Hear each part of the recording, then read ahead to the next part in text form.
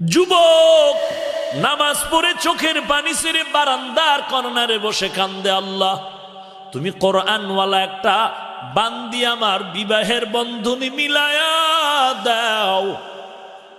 আল্লাহ তাআলার কাছে দোয়া কবুল হয়ে গেল। বিবাহের বন্ধনে এক গরিবের সন্তান সন্ধান পেল, কোরআনওয়ালা নারী, বিবাহ হয়ে গেল। এখন এই বউ নিয়ে পর্দা রক্ষা করে চলবে, পর্দা নাই।